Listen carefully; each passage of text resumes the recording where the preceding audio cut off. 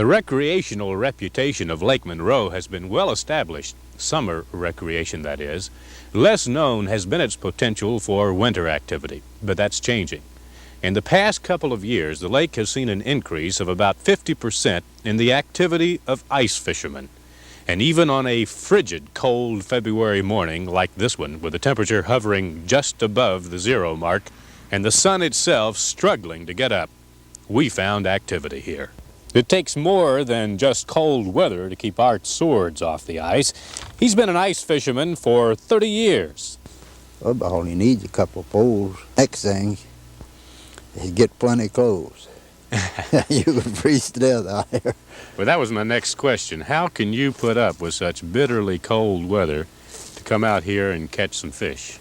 I got insulated overshoes, and I can't find them anymore. These are 12 years old. See, I've had to patch this and here. Uh-huh.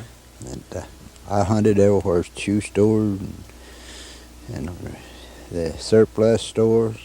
And I found me a pair of Mickey Mouse boots, but I ain't wore them. They claim they're good. Now, why are you fishing for bluegills specifically? Because I like to eat them the best.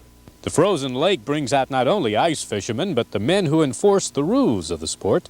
Conservation officers of the State Department of Natural Resources. They'll check for valid fishing licenses. On the number of lines in the water, you're limited to 3. On the size of the holes, nothing over 12 inches.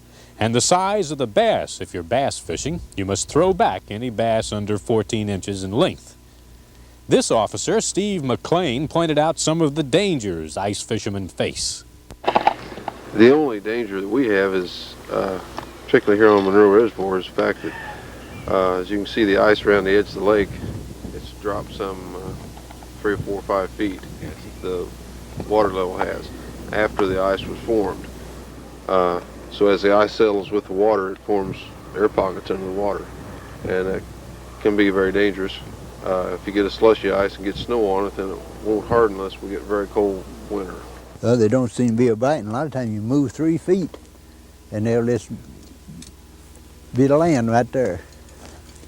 They're kind of a funny thing. At times, there'll be land down there, and they won't bite. And then maybe you can move 3 or 4 feet, and you can just start pulling them out as fast as you can take them off the hook.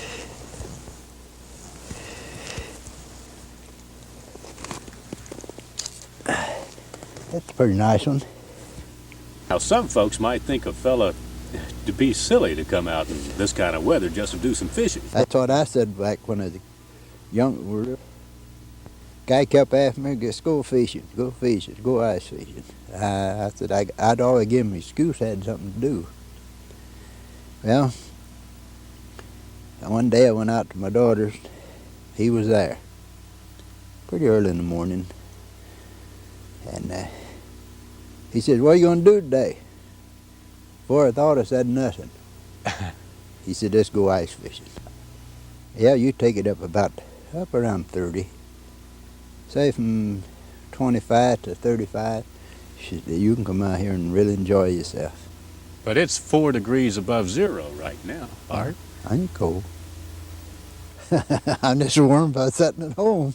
Many people in the area can't wait until spring when the ice will have melted and Lake Monroe is again dotted with boats and pursuers of other sports. But not ice fishermen like Art Swords. It would suit them fine if Lake Monroe were frozen year-round. Cy Jenkins, News 4, Indiana.